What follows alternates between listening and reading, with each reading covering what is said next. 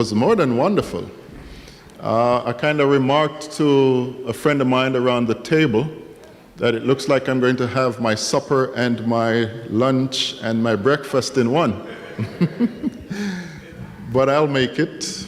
I'll make it. Thanks to all the culinary team for their hard work. And of course, the stewardship team, I suspect, has been behind all of this good stuff. So thanks to you. Now, it's my pleasure to introduce and present to you, no stranger to Toronto Central, Elder Alvin Ram, who is the Director for Planned Giving and the Trust Services. He's going to come at this time and he's going to walk us through a presentation that will deal with the monetary aspect of stewardship from a Christian perspective. Of course, he has come with some guests, his secretary and my secretary, and I'm going to let Alvin do the honors of introducing Sister Jackie to you at this time. So, Elder Alvin, thank you so much for coming out. We are basically, we're not joined at the hips or the head, but we're Siamese twins. We go together. Okay, because planned giving is very much a part of stewardship, as stewardship is a part of planned giving. Hear him and act thereupon. Thank you, Pastor Reid. As he said, we are joined at the hip sometimes. He's also referred to us as twins, so you can see the similarity. But when it comes to the work that we do partner together. And so when he did mention to me that he was going to be here, he asked if I'd be available to come, and I was available, and I'm glad to be here with you. And as he mentioned, there is 2/3 of the Planned Giving and Trust Services team here today. So I'm just going to ask Jackie to stand, and she works together with myself, and also, as he mentioned, in the stewardship department, and her husband Roland is with here as well. And so you'll get an opportunity to meet her a little bit later on, but you made a reference to the meal where you had breakfast, lunch, and supper. And so I think I missed out on something. But maybe it's a good thing because I grew up in this area. And so as I drove by and I took a look at that big mall that's over there, I don't know if you know, the gentleman that introduced me used to work as a tailor. And so before I started working at the conference office, I worked in that big mall at Tip Top Tailors. So we might be joined a little bit more than we never know. So I did spend a year there before I started working at the conference office, and I will never forget, it was Boxing Day, and I was on the shift for Boxing Day. And I got to the mall with, I thought, enough time, and I could not find parking. And it took me 45 minutes to get parking. So I finally got into the store, and well, lo and behold, the manager, after chewing me out, said, "Get to work." So this time I drove by that mall, and I still see there's a parking issue over there. But I do not have to enter, so that's good. So as Pastor Reid said, we are going to look at money. But we are going to look at it from a Christian stewardship perspective. And so in order to begin doing that, let's take a look at what Ellen White has to say. Now, Ellen White has said this. She said that our money has not been given to us that we might honor and glorify ourselves. Can we all agree with that? The money has been given to us not for ourselves. However, as faithful stewards, we are to use whatever we have for the glory of God. Amen? Some think that only a portion of their means is the Lord's, but that is a mistake, because all we possess is the Lord's, and we are accountable for Him to how we make use of it. So it's really, really important that when we look at stewardship and we look at money, the very first thing that we begin with is to say that whatever we have to use to glorify God. And that comes from Christ object lessons. Because we know as stewards, God owns everything. The scriptures tell us that. But everything that we have, whether it's large or whether it's little, it's a blessing from God. And not only is it a blessing from God, it is also God. So we are to be very careful as to how we utilize what God has blessed us with. Now, many years ago, I was in the adventure ministry. Is there anybody here that's ever been involved in adventurers? A few of you. Well, I specifically remember in the builder class, and we had all the kids together, and they had what was called the Wise Steward Award. And so we said, how are we going to teach stewardship to the kids? And so we got 3 jars, and we gave them to the kids, and the 3 jars had different categories. So there was one that was tithe, there was one that was savings, and then there was one that was spending. And so the whole point of this was for the children to take these jars and whatever allowance they got, whatever money they had, is they would take that and they would put it into the jars, and they would start off first with their tithe, and then they would determine what they were going to use to save, and then they would put something in the spending. And then some kids, when they came back, they would say, well, you know, Mr. Ram, I did put stuff in the tithe, but unfortunately, the other 2 jars are empty. So there was a little confusion when it came to the saving and the spending. But for some of them, they actually could see how it worked. And so there would be something there that they could have for later on, but then there was also something that they could spend immediately. And that is stewardship. We want to be able to determine when God has blessed us with what we have as to how we are going to use it. And so when we get to the tithe, the very starting point, you know, there's a Bible verse that we hear so many times when the offering is being collected. Malachi 3:10. Bring all your tithes into the what? The storehouse. Now, if we can do that, there's going to be a blessing. And it's not just going to be a little blessing. If we are sincere in what we do, it says there will not be enough room to receive it. And so when you look at it from that concept, when you look at having a blessing with not enough room to receive it, it's like taking a bucket of water. If God put blessings in a bucket, you know, I have this right over here. If I were to go over to my twin over here and pour this over his head, after he boxed me and knocked me out, then he'd be a little bit wet. But God's blessing is talking about taking this huge, enormous bucket, and if we are faithful to Him, when we talk about not being able to receive it, He's going to pour that bucket on you to the point that you are going to be drenched from head to toe. But we have to be faithful. And if we're faithful, we are promised that we are going to be blessed that way. You know, Proverbs 3:9 and 10 says this: honor the Lord with your wealth and with the first fruits of all your crops.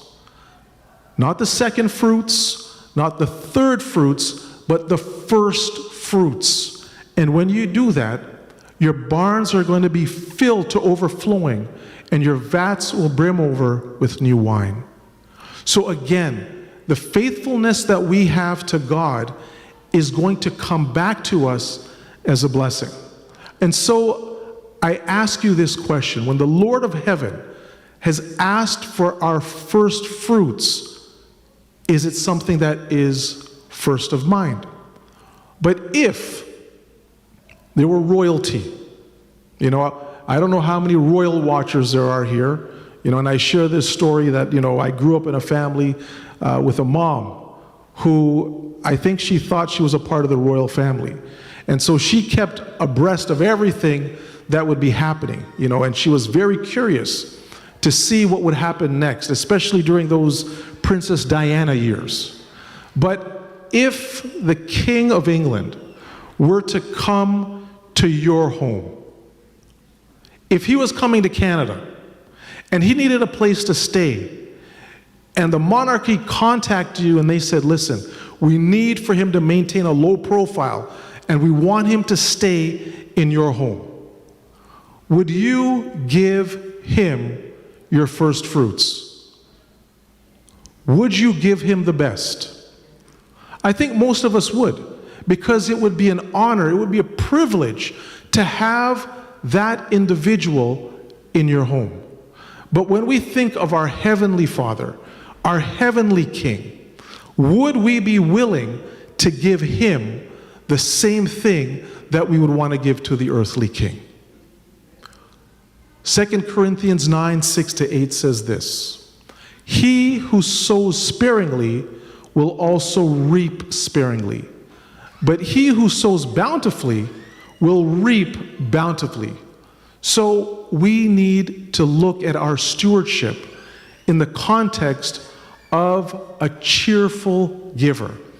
We need to be happy. We need to be pleased to say, Lord, you have given this to me. And because I acknowledge that you've given this to me, I want to give something back to you. And if we can do that with a sincere heart, God is going to make all grace abound towards you so that we will have everything that we need so that we can continue to do a good work.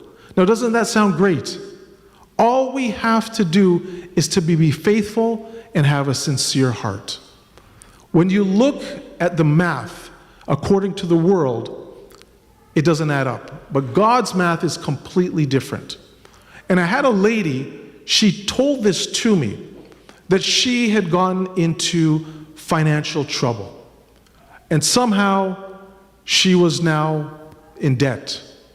But one thing that she was also not faithful to, it was her tithes and offerings. And so she made a commitment to God and she said, Lord, I am going to make things right. And as she made things right, well, guess what? Those blessings from the bucket started to pour on her. And they kept on pouring. And they kept on pouring to the point that her financial situation got rectified. And she told me this. She said, 90% goes further than 100%. Now, if you look at it, 90%, there's no way it can go further than 100%. But with God, the 90% will stretch out much further than the 100%. Again, it's that bucket of the blessings that is just pouring right on top. And sometimes that journey might take a little bit longer, but when you're faithful to God, He is going to be faithful to you. Luke 6:38, give and it will be given to you. Good measure, pressed down, shaken together, running over will be put into your lap. For with the measure you use, it will be measured back to you. Isn't that an amazing promise? If we are faithful stewards, well, guess what? Again, what we are able to do for the Lord is going to come back.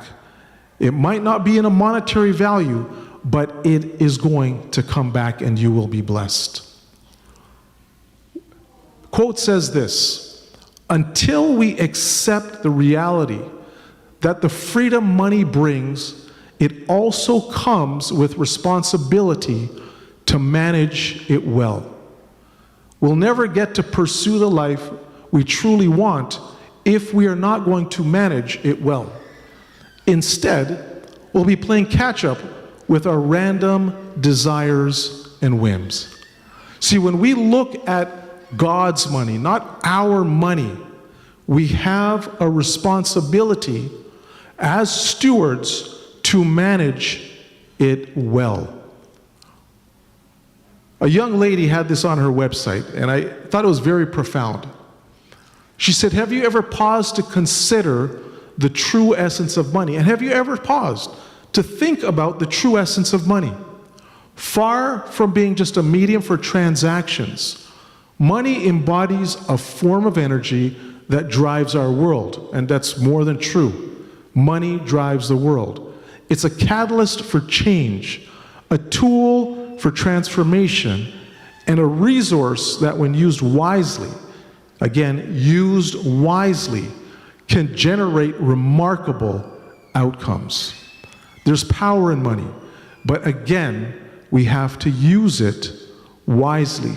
Because if we use it wisely and we want to bless others, and we look at that ripple, as you drop a little drop of water into a pond and you see how it starts to spread, well, if it's done right, it's going to impact somebody who then can in turn impact somebody else, and it can impact somebody else. And as that works together, God will continue to pour out his blessings. But again, we need to exercise wisdom, which gets into the first point, is when it comes to our money, it's easy to spend.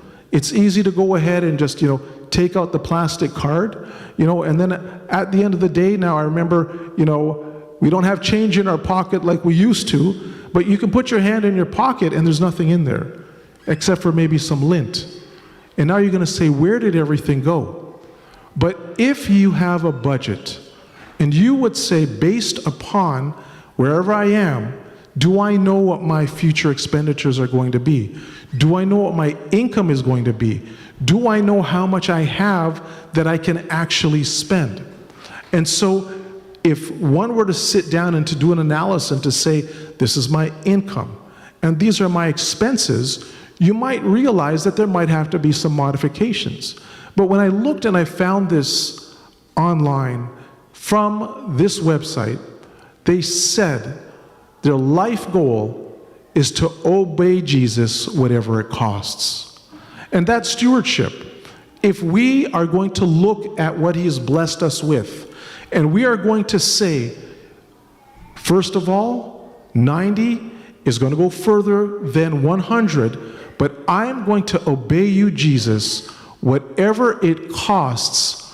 And then, right below there, the goal is to spend no more than is available. And that is the key, because if we spend more than is available, then we start getting into problems. And that's where we have to start looking at our needs versus wants. There's a lot of things that we look at and say, I'd like to have that. Is there anybody out there that would like to have a few things? Or am I the only one? Okay, thank God. I was starting to feel self-conscious. But you know what? You can go into the store and all of a sudden, I think I need this. I want it, but I need it. We can lead into impulse buying. And if that continues and that continues and that continues, well, all of a sudden, all of these needs, which are not needs, but they're wants, are going to put you into debt. And as stewards, is that something that we want to be in? Absolutely not. We do not want that, because then things get uncomfortable. But the Bible says this in Proverbs 22:7. The rich rule over the poor, and the borrower is slave to the lender. Now, this came from Solomon. Solomon had said this so many thousands of years ago, but the principle is still here today. If we are in debt, we become a slave to the lender, and we do not want that. That becomes very, very uncomfortable. What was alarming is that when we look at the world as a whole, Canada has the highest level of household debt than any other G7 country. And basically, when the study was done, it said this, that for every dollar we earn as Canadians, we are $1.76 in debt. Now, can you imagine going to work to earn $1, but you already owe $1.76? And that adds and that adds and that adds, where now you say, well, how am I going to get out of this? And, it's a problem. But we want to make sure that we can adequately balance our finances so that we can avoid to be part of that statistics. Matthew 8:23-25. Therefore, the kingdom of heaven is like a king who wanted to settle accounts with his servants. And as he began the settlement, a man who owed him 10,000 bags of gold, 10,000 bags of gold was brought to him. Since he was not able to pay, the master ordered that he and his wife and his children and all that he had be sold to repay the debt. Now he was lucky because the debt in his case was canceled. But I can tell you this, if you are in that situation, I don't think if you plead that they're going to cancel the debt. You know, I can tell you right now, a good friend of mine is going through a situation just like this. And he has been put in a situation where wages are being garnished. He has to limit as to how much he can even eat because of the way that his finances are structured. He can't even declare bankruptcy. He's in a really, really tough spot. And so we want to make sure that we don't get into that point so that you have to sell everything, you know, to the point that we're talking about wife and children as well, because those are the people, you know, family is affected. So we want to make sure that when we look at money, it comes, as I said, with a responsibility. And how we spend and invest, whatever we do financially, it can have an impact on so many others. And we hope that that is a positive impact, not one that is negative. King Solomon said this, "A house is built by wisdom and becomes strong through good sense. Through knowledge, its rooms are filled with all sorts of precious riches and valuables." And so again, with our money, we need to exercise wisdom and good sense, because if we don't, we could be put in a situation now where there is debt. So we need to look at savings. And do we have something? Do we have something set aside for that rainy day? You know, all of a sudden, your car breaks down. You need a new engine. Are you going to panic, or are you able to say, I have something tucked aside so that if I need to draw into that, I'm able to do so? You know, if you want to have savings, you might have to look into curbing spending. You might have to say, I need to put aside X number of dollars a month, but how do I do that? Well, I need to ensure that I set a goal, a savings goal. You know, maybe the credit card needs to take a vacation. It needs to go away. It needs to be put aside so that that temptation isn't there. And then if you have things that you're aiming for, things that you're looking to achieve, you've set these goals. If you start putting something aside, even very small, it will grow and it will grow and it will grow. You know, one of the things that you can even do is say that, you know, you have bills you have to pay. We all have bills that are going to, whether it's rent, whether it's mortgage, take the bus, you know, gas, insurances. These are things that we have to pay. Food. If you were to say, I'm going to bill myself, I'm going to charge myself X number of dollars under a category called savings, and I'm going to be consistent and I'm going to be faithful, when you start putting that aside, it is going to grow. And when you need it, it's going to be there. Let's look at Pharaoh's savings. We know that there was a time where there were fat years and there were lean years coming. And they were told to collect all the food. They were told to store it up. They were told to hold it in reserve so that during the 7 years of famine, the country was not going to be ruined. Now, we know in this economy things are not easy. You know, things are expensive, and as a result, our money does not go as far as it once used to. But the concept that Pharaoh used is the same that we can use.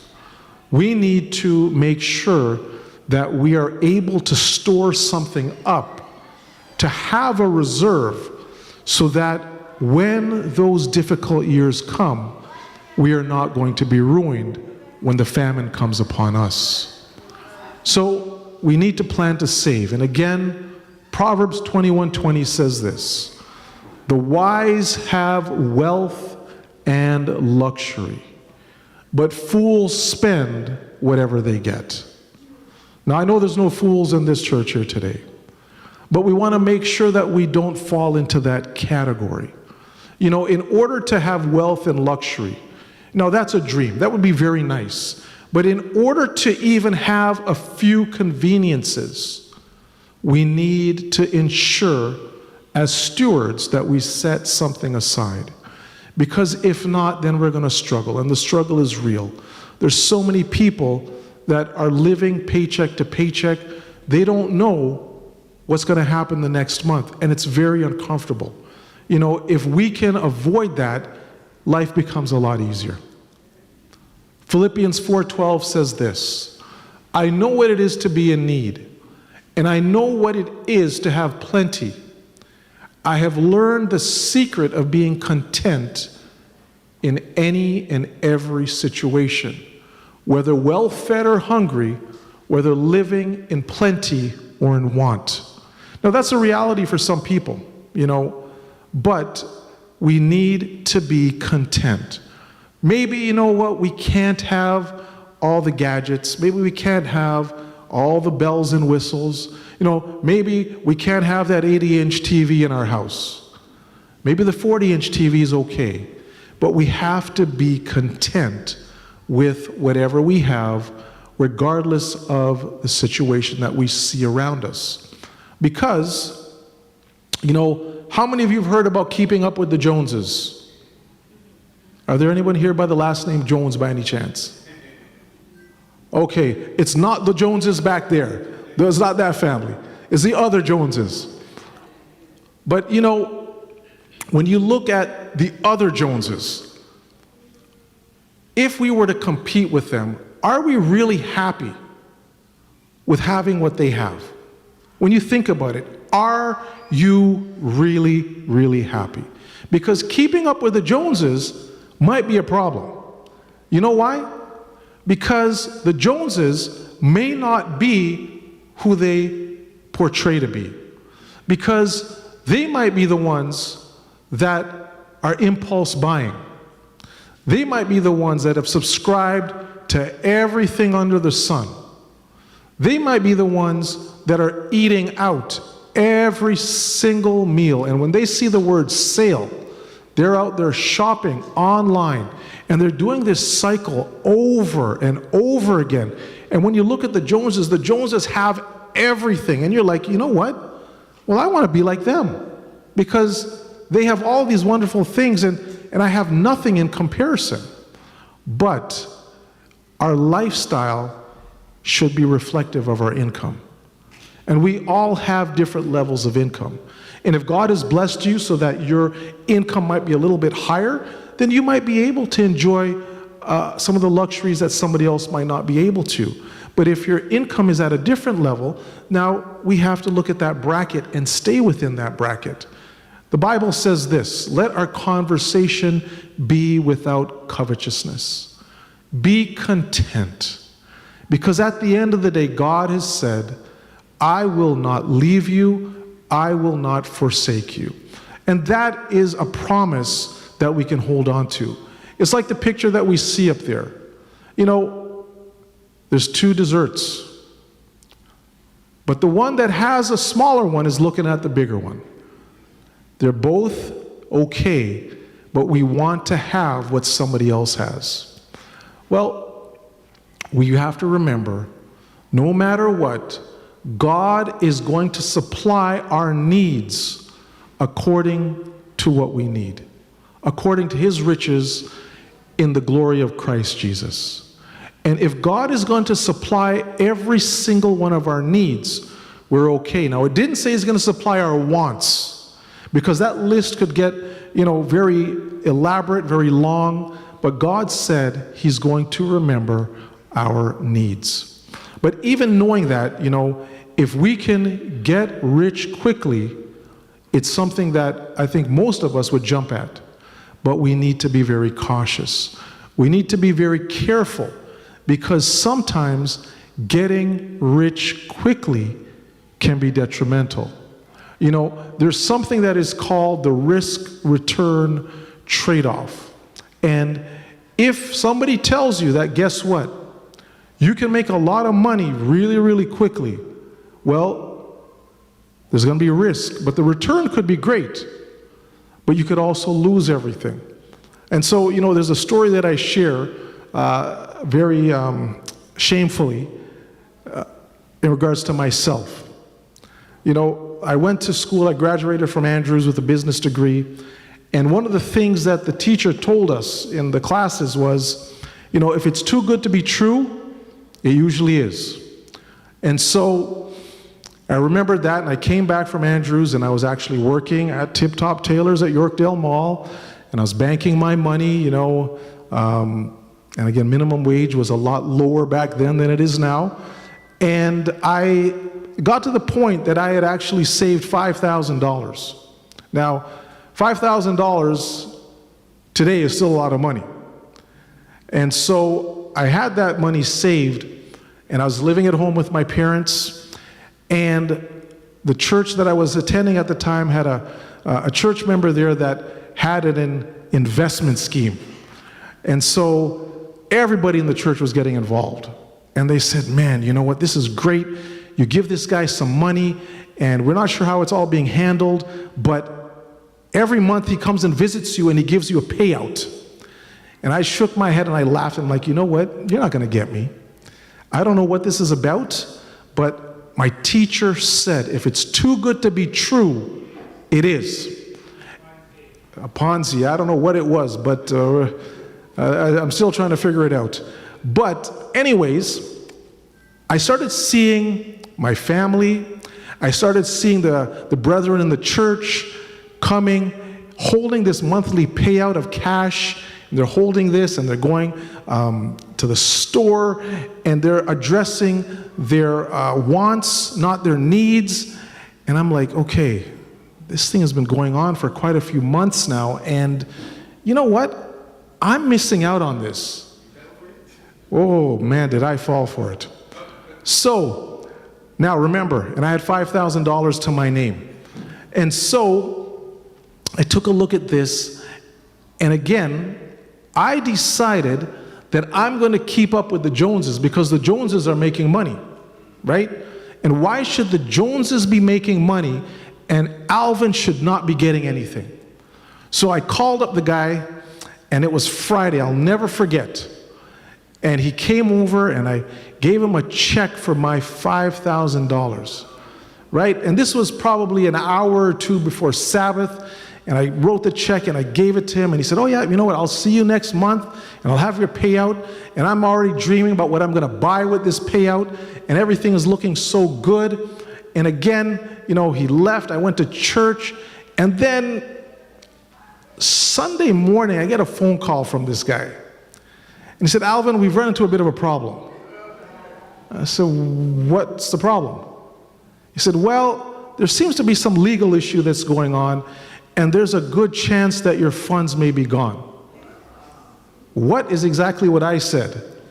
So my investment did not even last the weekend. My $5,000 went out the account very quickly, and I never got it back, which reinforced what my teacher told me. If it's too good to be true, it is. So please, learn from my mistake. Do not look to what others are doing, because now when you do what works for somebody else, it might not work for you. And again, when we talk about risk-return trade-off, if you're prepared to lose everything, then jump in. If you're not, then exercise caution. At the end of the day, is it worth it? Was it worth it in my case? Absolutely not. So when you look around as stewards and you say, you know what, I see what's happening, should I do that? Ask yourself this: is it worth it? What you need to do is what I failed to do, is to seek proper counsel. Do not copy others. Just because somebody is doing it doesn't mean you have to do it. If you're not sure, get help from the right people. Make sure that you go to more than one person. You know, when they talk about investing, they will say this: you need to research the company. I did not. You need to annualize any valuations. I was worried about what I was getting. Consider the growth potential. Well, I didn't know what I was getting into. Did I diversify? No. I put all my $5,000 in the hand of one person. And what was my investment goal? There wasn't any. I just wanted the payout because I saw what everyone was doing, which turned out to be wrong. Proverbs 15:22. Without counsel, plans fail, but with advisors, they succeed. And when we look at what God has blessed us with, we need to not try to hit that home run like I tried to do, but we need to talk to the right people so there is a plan so that we can succeed. You know, and depending upon how things are done, you can really, really leave a mess. You know, the Bible tells us the story of a man who cried out to Elisha and said, your servant, a lady said that the husband is dead and the creditor is now coming to take the 2 boys as slaves. You know, there's a mess there because someone had passed away and things were not arranged in a manner that it was going to make it easy for somebody else. You know, we say don't leave a mess at death. Now, can you imagine having to settle somebody's estate, to settle somebody's affairs, and as you walk into their home, this is what you walk into? I can tell you, I have encountered very similar situations. For the past 2 years, my portfolio has changed. But in addition to doing what I'm doing, 16 years prior, I was also the administrator for a seniors retirement home that the conference owned in Oshawa. And we had some tenants that were hoarders. And some of these tenants would come and they would say, oh yeah, I'll take care of the apartment, everything's gonna be fine. And within months, their unit would look like this. And it was to the point that one time there was one of our tenants, she wasn't seen for a few days. And so the family called the superintendent and said, can you please go and check to see if mom is in the apartment? And so the superintendent knocked on the door, no response. They opened the door, they went and they looked, turned on the light, there's nobody there. And they said to the family, we don't know where she is, but mom is not in the apartment. So the family was concerned. They came later that afternoon and they went in and they started moving stuff.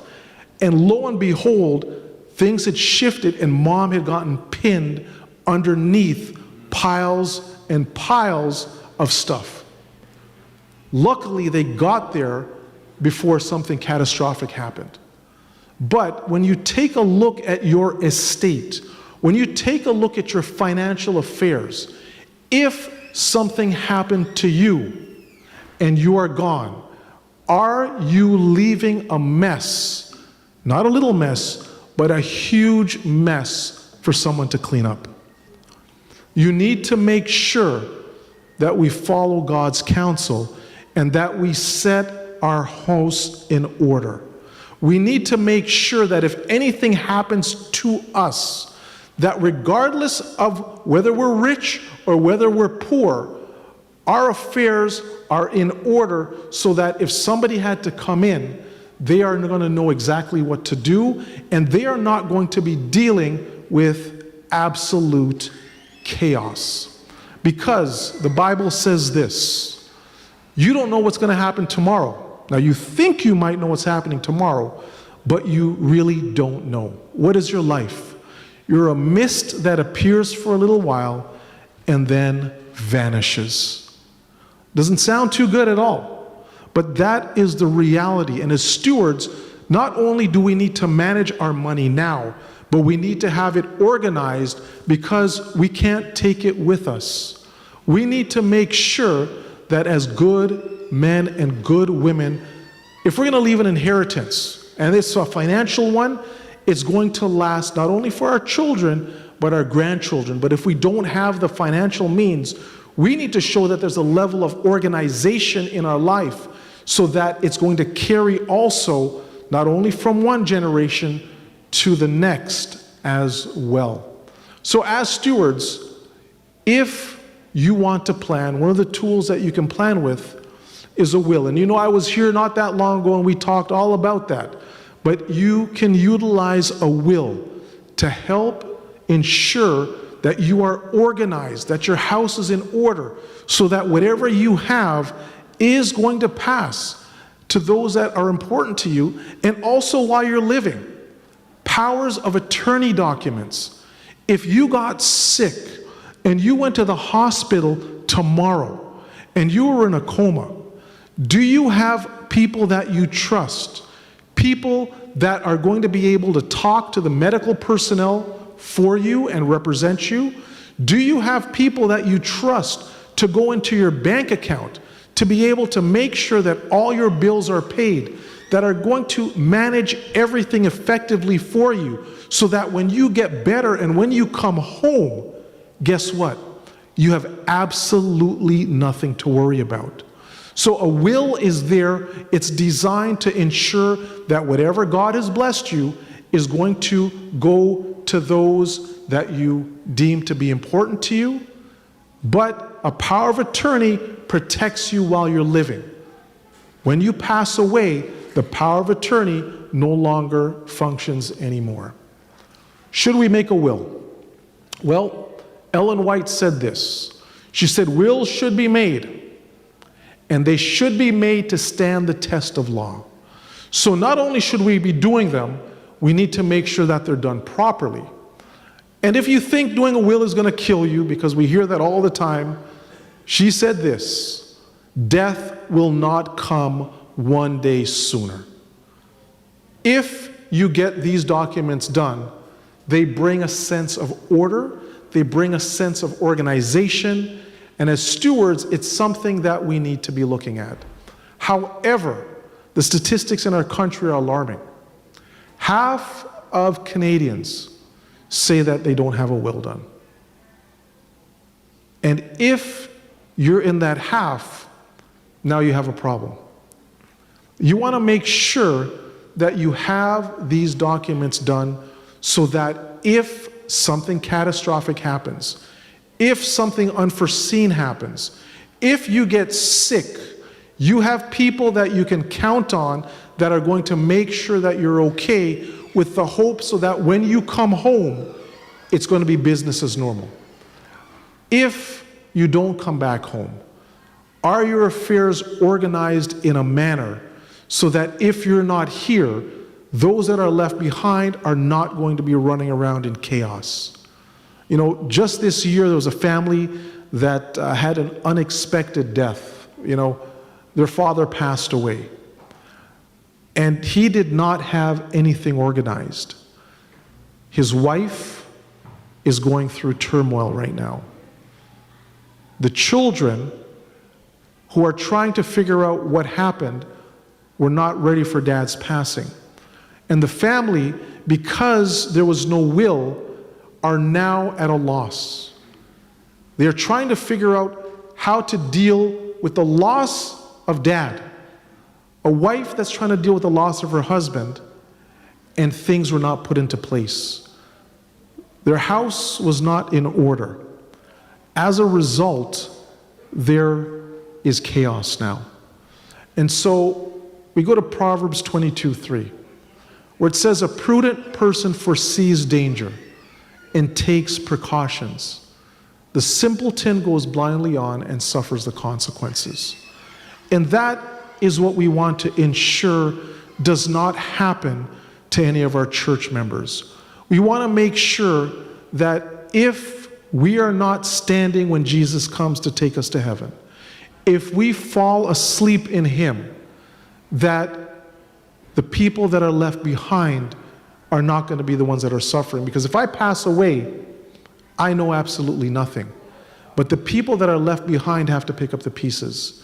And if I have things organized in a manner that it makes it easier for somebody else, then I have done my job as a steward. And so if you need any assistance, if this is something that you would need to get done, something that you would like to get done, the conference, as you know, is available to help you. It is a service that is provided complimentary to our church members, so I know that those of you that are watching online and those that are here in the sanctuary as well, you can simply get in contact with us. And if you even have existing documents, ones that you might have done through the Ontario Conference, but you might need to update them, you might need to change something, give us a call and we can walk you through that and see, if you need to modify something. But the recommendation is this: if you have gotten documents done, whether you did them through the conference or whether you did them somewhere else, you want to pull them out every so often and take a look at them, because you never know what might have changed in there, something you might have forgotten.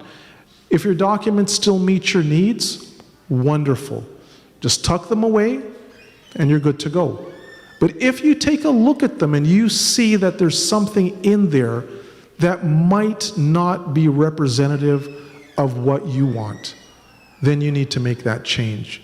You need to make sure your documents are current, because it's one thing to say that you do have documents, but if the documents don't make sense, if they have things in place that are no longer valid, you have documents but you don't, because they're not going to work the way that you want them to. So at this time, I don't know in the program if there's an allowance for any questions at all, but before you do leave here today, there are some handouts, some papers up here, and in addition, if there is anybody that, and maybe Jackie, if I can just ask you to just come up here for 1 second and then you can go back. If there is anybody that is considering to get this done, if you contact the Ontario Conference office, the person that you will get on the phone is Jackie. And so when you get a hold of her, there's going to be a little bit of a process that is followed. And as that process is followed, maybe, can I just get you very quickly, I'm going to put you on the spot. If you can just tell everyone when they call you what happens and how that works really quickly. Okay, sure. Good afternoon, everyone. Thank you for having us today, and I hope it's been a blessing. So yes, when you first contact the office, you will speak with me. Again, my name is Jackie Kilbazovitz, and essentially, you will just want to let me know your first and last name, which church you're calling from, and so that sort of gives me an idea of, okay, this probably was, your phone call is elicited due to a presentation, because we're trying to keep track as how we're getting our information out to be able to promote the service, because it's so important. And from there, then I will ask you for your email address or your mailing information. And so you have several ways of which we can send you what's called an estate planning package. And essentially, we're just going to have you fill that out to be able to collect information, which serves as a foundation for us to be able to complete a checklist, of which you will meet with Alvin, Vernon, or myself. And from that point, the checklist will be sent off to the law office. And then when you speak with someone at the law office, they will let you know you have options. You can have a Zoom meeting, you can come to them in Oshawa, and then you'll be able to sign your documents. And at the first initial stage with the EPP, you can either complete it a hard copy, or you will have access to it digitally, and then you can just upload it to our portal, Once we get it, it's signed, then we move forward to the next steps. And you don't have to remember all of this because we have all of what I just shared with you on page 2. So that way you can refresh your memory. And if at any point you have any questions, you're also welcome to contact us. Thank you. Thank you. And in addition, if there's anybody here, before you leave here today, that you would like more information, if you would like to even ask for something to either be mailed to you or emailed to you, Jackie does have a sign-up sheet here today, so you can come and see her, give her your name and your particulars and what you'd like, how you'd like to be contacted, and then she'll get back in touch with you with that information next week. Okay, I see there's some mics out there, so I guess, are there some questions? Many years ago, my daughter was very young.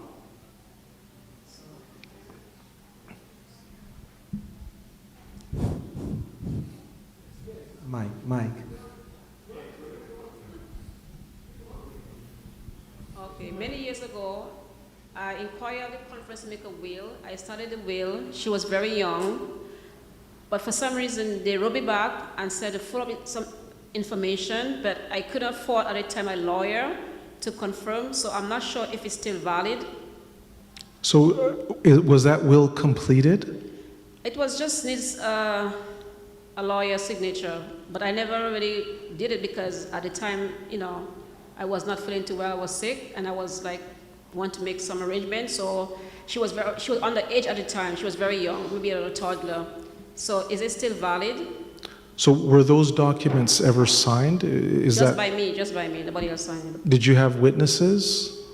Yeah, the person who I put it next to kin, if something had to pass, I think she signed it. But that was a long time ago. I don't remember. So I would probably say, in order for me to answer that question properly, I would actually need to see what transpired there. If you put somebody there as a beneficiary and you had them act as a witness, that's not the best thing to do.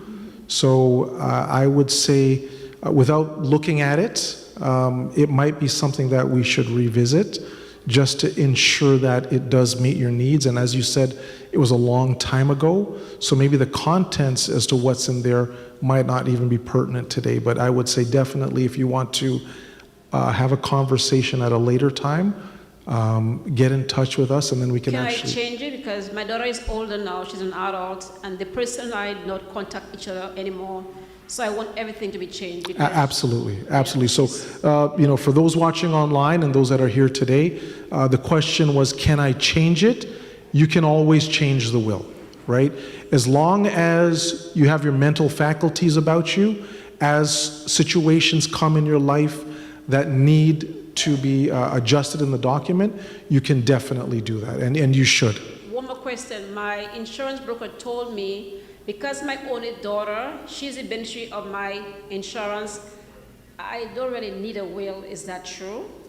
So, do you have any other assets outside your insurance? No. So do you have a bank account? Do you have personal assets? So the insurance, life insurance, is a separate vehicle. So whatever your life insurance policy states the beneficiary is, that's going to happen on its own. Those wishes do not translate to the rest of your estate. And so would things potentially get to your daughter? Absolutely, they would.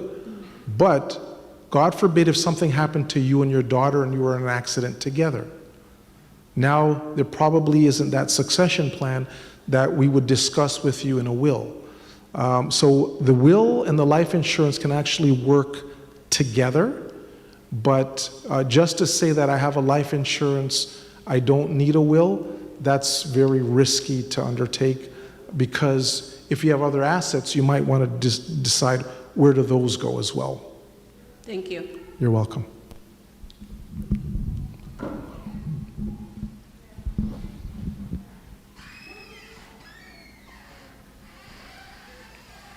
I want to set forth this question. The Bible speaks about in Ecclesiastes that money is the answer answers anything. So you speak about in terms of your unpleasant experience regarding investment. So in the context of stewardship and investment, because when we look inside the church at large, I would say maybe 99 or 95% of the people in the church are poor. That has to do with the mindset in terms of investment. So in context of stewardship and the talents, in the Bible, God gave 1 talent, 2, and 5.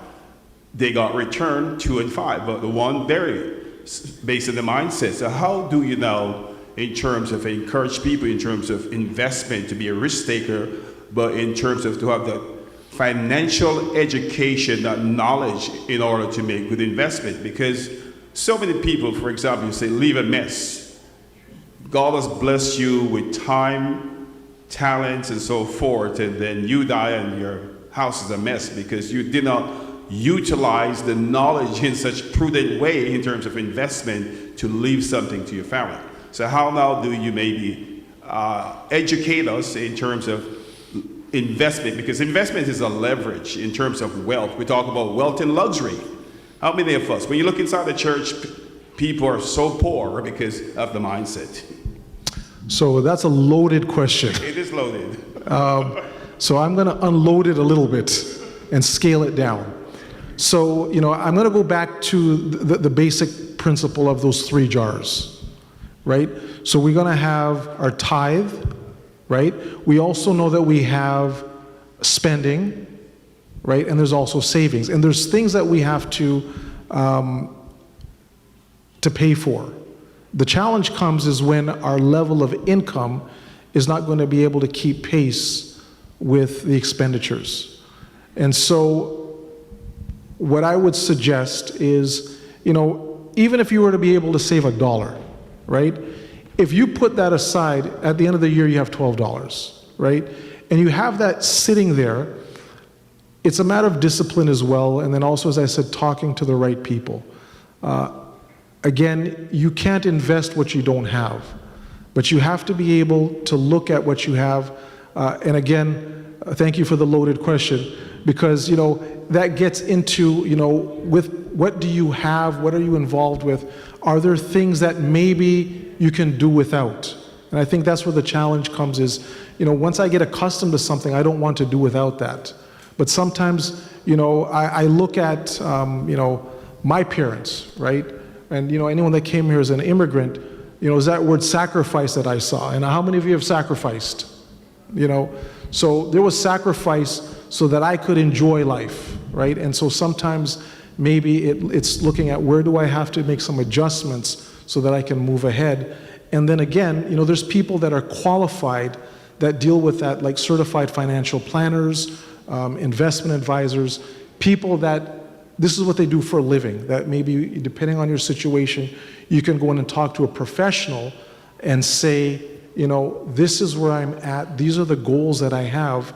What can you tell me based upon what you do for a living to advise me on what I need to change? So, it could get into a much larger assessment to answer that question. I don't know if I've really answered it. So lastly, for example, my parents, in terms of their background, my father was a farmer, my mother, not much. And so in my latter years, in terms of seeking, in terms of wealth, I struggled. Why? Because of the foundation. And most of us, we're doing the same thing. We talk about legacy or leaving an heritage. But if you don't have the financial knowledge to lay the foundation, see what I'm saying? The impact later on is severe or tremendous. And you can see the overflow in the church right now because of we've been lacking the exposure of financial knowledge to make prudent and intelligent investment decisions. Even insurance, in terms of having a hedge, it's a good thing. Many people don't believe in life insurance, and so they die. You see the catastrophe in the church right now.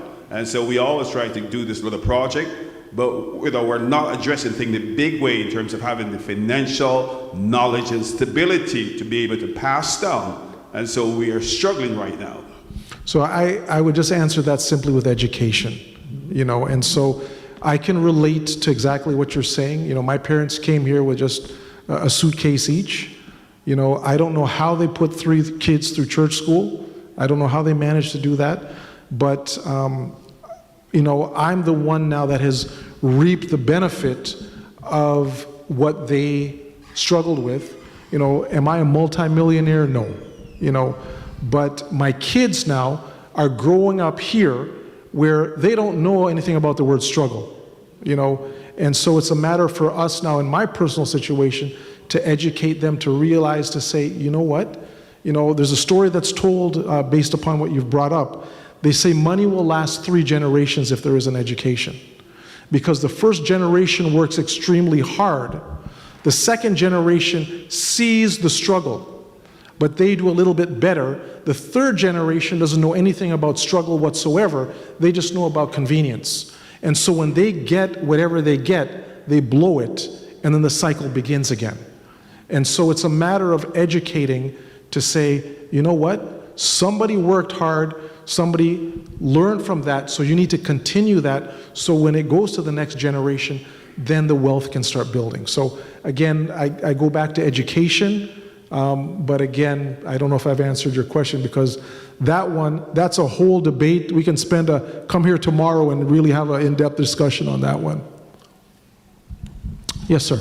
Yes, Elder Ram, I want to thank you so much for that wonderful presentation. I know there's so much you could have touched on in terms of money management and plan giving and all that. That was wonderfully presented. Thank you. But correct me if I'm wrong. I always thought that you can only call a conference if you're making a will and planning to leave something with your local church or the conference at large. Correct me on that, please. So thank you for bringing up that question. I get that question almost everywhere that I go. And usually people will say, well, you know what, they have said, and then they would get into what you said. So I have for 20 years been looking for they, and I haven't found them yet. And so now again, and I'm going to preface it by saying this.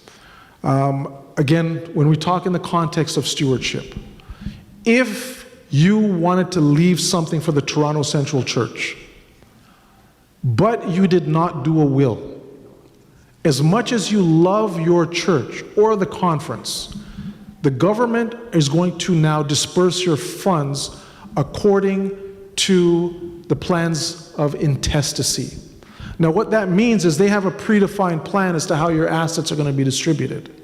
And if you love your church, if you love God's work, the government's plan does not include that in there. So if you don't have this done, that's not going to happen. But getting back to what you have asked is, when we are here specifically to offer this service to our church members. We do not have any conditions that say if you don't leave anything to your local church, if you don't leave anything to your conference, that we're going to stop the conversation and we're not going to talk to you. Our role here is to work together with you to help you make sure that you have protected your family, and if you choose to, you can also remember God's work. We're here to help facilitate all that from a Christian perspective. So thank you for the question. And if anyone does ever raise that up, there are no judgments. We are here to provide a service. The department is called Planned Giving and Trust Services, and we provide that service based upon what works best for you. Yes. My insurance, I'm going to return my 10% when I die. How would my daughter get that money? Would she get it, or did you give the church, the conference, that money? Okay, so the question was, I have an insurance, and if I wanted to leave 10%, how can I do that? So what one can do, and I actually had a gentleman that I spoke to just before about that type of thing as well, and what you can do is you can actually, if your policy is worth whatever it is, you can actually say to your rep, I want 10% of my life insurance policy to go as tithe or go to wherever. I did that already, but I'm saying, how would the church get the money? Did my daughter, because she didn't benefit from my insurance? So what you would do is you would simply, on your will, you can say, leave 10% of my estate to the Ontario Conference for tithe. And so let's say at the end of the day, all you had was $100, and you had your daughter as the other beneficiary. Your daughter is going to get $90, and $10 will go to the conference, and they will apply that to tithe. And you can even do that through your life insurance policy, in your policy, for your policy as well. So there's different ways, we can discuss to see how you can accomplish that. Mm-hmm. Yes, sir. Quick question here. We have what we call a gross. We have what we call a gross or a net income. Say, for example, if I am going to return my tithes based on my net income, which is my overall salary. Now, when I do my income tax and I get that return, should I still return tithes on that? So what has the Lord told you to do? He says, So I will tell you what a lady told me many, many years ago. So she said that she is not going to give her tithe based upon all of these deductions. When she looks at her income, she's going to tithe right at the source. But when her refund comes, if she chooses to return something back as an offering, she will do that. So again, I would say, I don't know if I'm qualified to tell you what you should do, but it's, what the Lord impresses you to do. I'm just asking that question, I'm just throwing it out there. Right. Because some people will tell you that you have to return a tithes, even though you do it on your gross. So I just want to get the question answered, so that, people who are listening will So I guess, let me ask this, we're turning this to a Sabbath school class now. So when we give our tithes and return our tithes, what were we told to do? Are we supposed to return it on our what? Gross. Our gross? So if we get an increase, should we return a tithe on that? Yes. So if we should return on an increase, when we get a refund, is that an increase? Yes. So, no? Okay, so here comes the debate. Okay, but now depending upon how you look at it, is the government giving back to you the money that they were holding for you?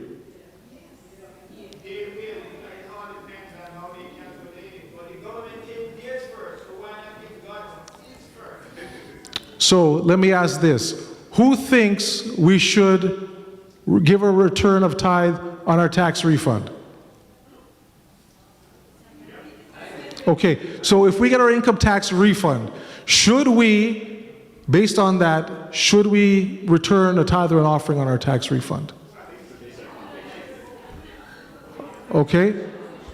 Okay, so I like what I was heard, and I want you to say that nice and loud, because I think this is what it boils down to. It's a personal conviction. So I'm not going to answer, it's a good question, but again, based upon you look at how God has blessed you, if God says, you know what, I think you should give something back, then I'm going to say you should do so, yes. Okay. Many years, my child support was stopped because of age. I got some money from the system, government. I don't know how much money before they gave it to me, and I gave them tithe paying from that. Was that a good thing I did? Do you think it was a good thing? Yes. Well, then it was a good thing. So, I will share this. As I've been, stewardship is a journey. And when I was a lot younger, my philosophy was, well, this money's coming in, and as it's coming in, well, I'm looking at the net. And so I'm looking at, I had to have all these deductions, so I would give my tithe on the net. And as I, matured as a Christian, getting out of my 20s into my 30s, and you use the word as a matter of conviction. And it didn't feel right to do that to me. And I'm not judging anybody on what anyone's doing. I'm just saying it did not feel right to me. And so I changed. And I give my tithe on my gross. Now, am I a very wealthy man? No. But when I look back and I think about the blessings that God has given, when I look back and I say, you know what? I have never gone hungry. My car has not broken down. The fridge that we have in our house is 21 years old. All of these little things that could be broken, could be replaced, have gone past its life expectancy, they're still functioning. And so when I look at blessings, I don't just look at them as being just financial blessings. There's blessings that I can't even fathom. The fact that I drove here and I made it in here, that's a blessing. I hope to leave here and in 10 minutes be at my parents' house and then experience gluttony as a steward, and then go home, right? I hope to do all that, but that again to me is, again, you use the word conviction, and I love that word. As God works on us, because, I'm 53 years old now. I'm at a level with my Christianity and my stewardship where I was not when I was in my 20s. God has worked on me, and God is still working on me. But I can say this, 100% guarantee, whether I tithe on my net or my gross, I have never gone without anything that I needed. I might not have had all my wants, but anything that I have needed, God has provided that for me. And so I'm just going to say that, we can have this debate, to go back and forth, but really do as God impresses you to do. Oh, he's got a mic behind you.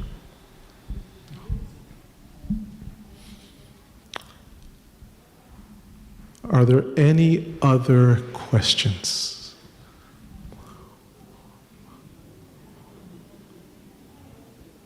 Okay, well, if we are good, I don't know who to turn the microphone back to.